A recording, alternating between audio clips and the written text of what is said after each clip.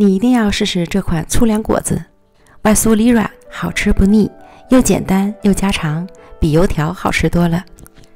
首先准备80克玉米面，少量多次的加入80克开水，将玉米面烫匀，搅拌成颗粒状，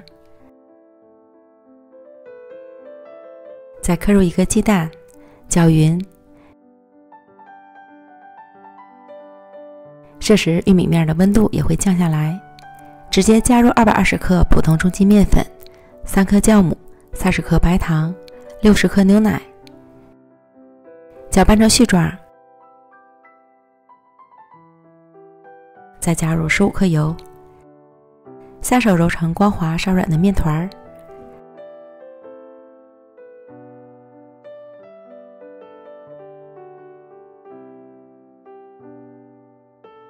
盖好，醒发至2倍大。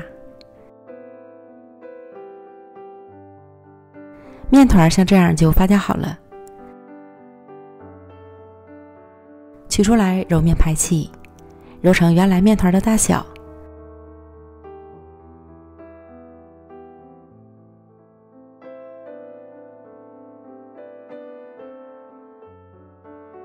再搓成长条，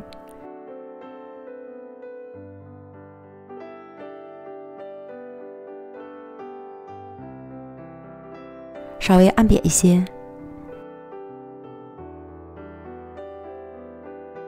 切成10个大小均的面剂。切好的面剂无需整形，留出足够的空隙，盖好保鲜膜，再醒发半小时。醒发至生坯明显变大，拿起来手感发轻就可以了。锅中油温烧至5成热，下入锅中，底部炸至定型后翻面，炸至浮起后就要勤翻动，使其上色均匀。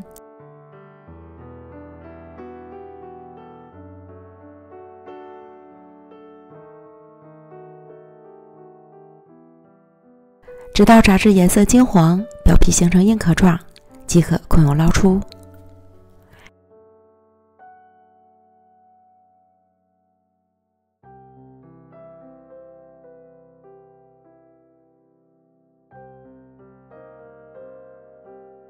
看着就想吃的粗粮果子，表皮酥脆，内里蓬松暄软，口感微甜不腻。虽然加了玉米面，但是一点也没有粗糙的口感，反而更提升了香气。这样做的粗粮果子又好吃又简单家常，比油条还香。喜欢的朋友赶快做起来吧。